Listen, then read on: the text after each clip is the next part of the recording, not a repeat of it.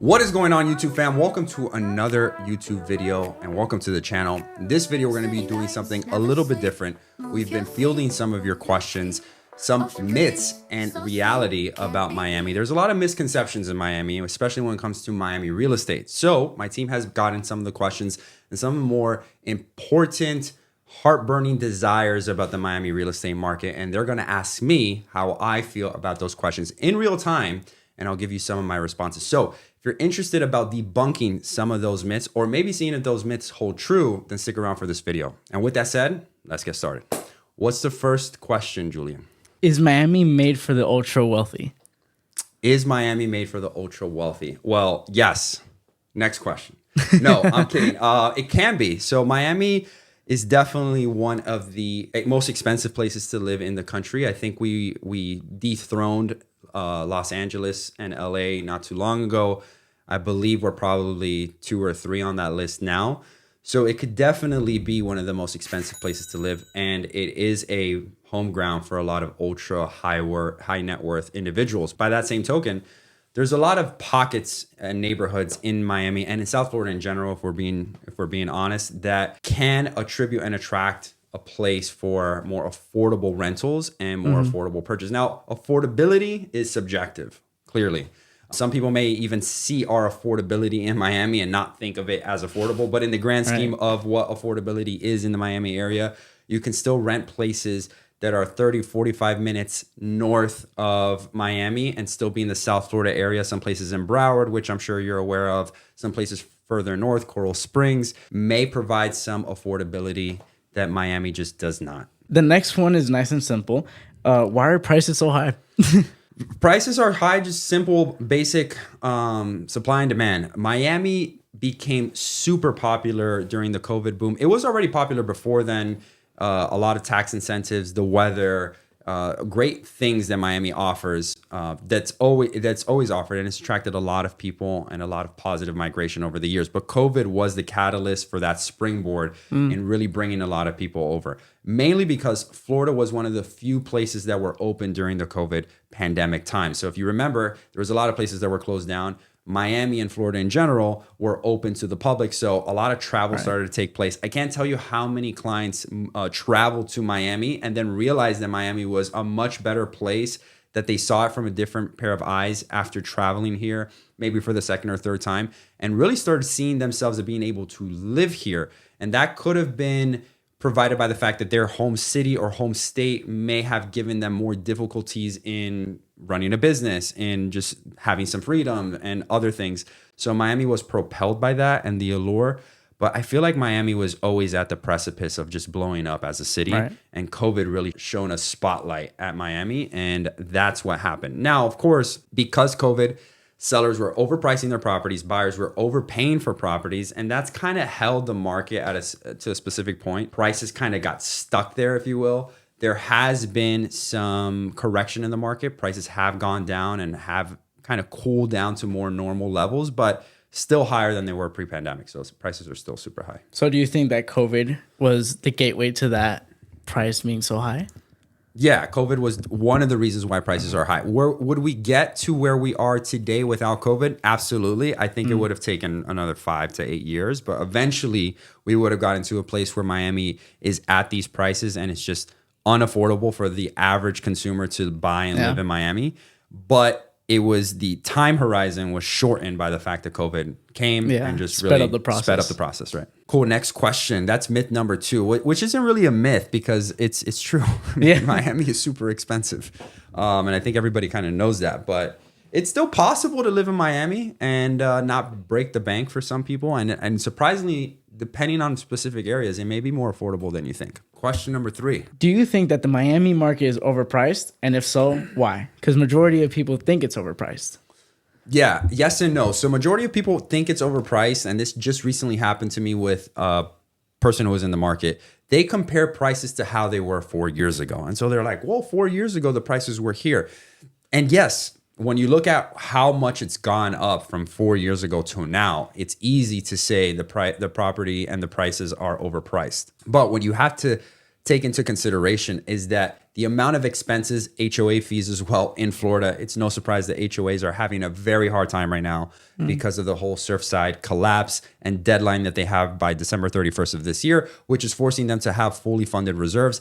That is increasing HOA fees, in many cases double, if not quadrupling the amount of HOA payments and special assessments that owners of condos have to pay. So that has increased prices for rentals, for sales. You just can't sustain the carrying costs for some of these properties without increasing the rentals. And that's across the board. So that's why prices across the board have increased. Property insurance is more expensive as well across the board and through Florida. So that has sustained increase in prices. So the same variables that were around now weren't around 4 years ago. So it is overpriced in the sense that some people got greedy and started asking for a premium on top of that. But it's not overpriced in the sense that expenses have significantly gone up for a lot of these owners. And so naturally, it would be more expensive. Question number 4 would be, does it take a lot to invest in Miami as an entrepreneur? No, I feel like investing has always been, whether you're in Miami, whether you're not, has always been just a game of who is more resourceful. For me, as a young investor, when I started investing, it was just about, I didn't have all the capital needed, but I had the expertise, I had the know-how, I had the knowledge. And so it was just about partnering with somebody else who had the capital. In the game of real estate, regardless if you're in Miami or not, there is more capital available than good deals available. So if you are an investor or trying to be an investor, do not focus on the capital. Focus on a good deal. Bring a good deal to somebody who has capital. Show them why you deserve to be part of that deal because A, you found the deal, B, you know what you're doing, and C, you have the expertise in getting that deal done successfully. If you're able to showcase that to somebody who has capital, trust me, the capital will always be there for you to invest. So it's always about being resourceful. You definitely do not need to have all the money available to buy a real estate deal if you know what you're doing. The next question that people are asking is, if a lot of foreclosures hit the market, will that bring down the home values in Miami? Yeah, of course. Foreclosures that hit the market, there's going to be a fire sale because banks do not want the purchases, or rather these properties on their books, so they're going to sell them at a discount. The problem is I don't see a lot of foreclosures hitting the market because the majority of purchases that were done during that 2020 to 2024 era, which we could call the boom of COVID, if you will, were purchased via cash. I want to say there was like 40 to 48% of purchases during that time, were purchased cash. And so there is no financial institution holding the mortgage. That wasn't the case in the last bubble of 2007, 2008, when the majority of purchases were done cash. Now, Miami is in a league of its own when it comes to this because Miami was the highest transaction volume via cash buyers in the country. I think second place, we were like at, again, 40 to 48%, something along those lines. Almost half of purchases done during that time were cash. Second place and third place were in the low 30s. So we are significantly higher in terms of cash buyers than any other city and any other state in the nation. That insulates us a lot for that foreclosure because it's still sustainable for most people to just pay the property taxes and insurance. However, there is a big caveat to that. Insurance and property taxes have gone up outrageously.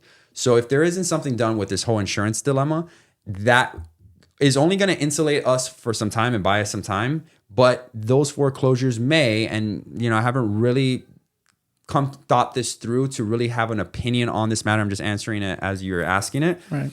To really look into the data to see how sustainable that could be. But my suspicion would be that if prices continue for property insurance and taxes at the rate that we're seeing, that this could potentially be a problem and there will be an overflow of units. But I do see foreclosures in other areas of the country and specifically in some pockets of South Florida that cash purchases just weren't as popular, if you will, being a foreclosure haven if for those areas, but very few and far between. Great. And another real one is the market ever going to go down? Because it seems like it may not. Is there any hope? Is the market ever going to go down? Is there any hope? I mean, if you're hoping for a market to go down, I would say don't hold your breath because Miami is only going to continue to get more popular. I think there is a correction in the market. I think we're in the midst of a correction in the market, but ultimately, like every correction, it's going to correct. It's going to stabilize.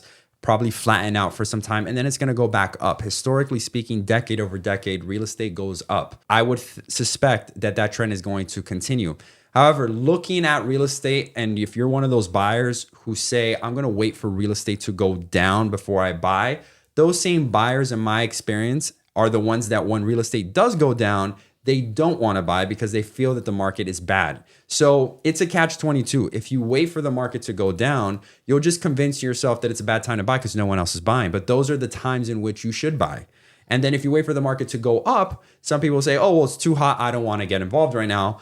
But that's when people are making the most amount of money, when they're buying up, right? And there comes a time where you need to be careful as to when you buy and when you don't buy.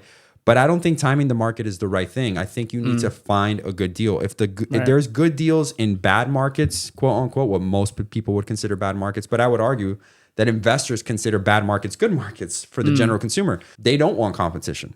Right. They want price foreclosures. That's technically a bad market, and investors see that as a grand opportunity for them to just pick up market share and pick up more real estate. So it's really just about perspective. And I think that if you have the perspective that I'm going to wait until the market goes down, that's the wrong perspective for you to be successful as an entrepreneur and as an investor. The last but not least, does it seem like renting is better than buying in Miami right now? Renting better than buying in Miami right now. I've made videos on whether you should rent or buy, and the answer, as always, you can't have a simple yes or no question to a complex problem. And the problem is that renting or buying is so hyper focused as to your lifestyle and where you are in your career. I've always been a big proponent of buying real estate, rental real estate, and renting where you live for as long as possible. For some people, that may mean until I have a family or until I get married. But if you're young and if you could do that, rent as much as possible, but still buy real estate, but you're just buying rental real estate. You shouldn't be buying real estate at a young age, especially if you're young, especially if you're single, especially if you don't have kids, especially if you don't have a house. You don't have a lot of these other pressures and variables to contend with. You can slum it out with some roommates in an apartment for 3 to 5 years while you stock up on rental real estate. That would be the way to actually do it correctly, so you could build your passive income and your net worth, and then buy something with that passive income that can sustain the mortgage payments when you're making that rental income. That's been what I recommend to most people. Should you rent or should you buy now? Again, it depends where you are in that cycle. If you agree with what I'm saying, then I would say rent as much as possible while still buying rental real estate.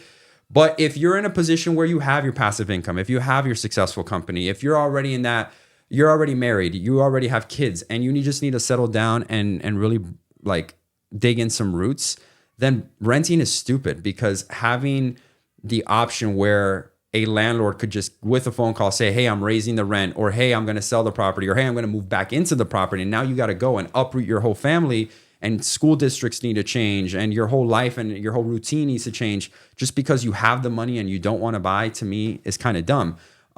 So again, it's where you are in life. It's not a simple yes or no question, but I think if you ask the questions that you need to ask yourself, you guys already know the answer. Right. So it more so depends on the position that you're in. Right. It's always going to depend on the position that you're in.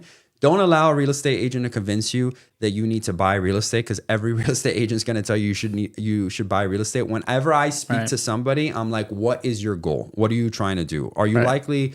What is the likelihood of you leaving Miami or this area anytime soon? If it is, do not buy. It doesn't make any sense. But I've had people who are like, I may leave, I may stay, but I do want passive income regardless. And I want to buy a property in South Florida regardless, because even if I don't live in South Florida and I live somewhere else, I still think South Florida is going to be something special in the future. And I want to have something here to be a benefactor of that. Cool. So then let's start looking at those options. But those options are going to be vastly different than what you would consider to live in.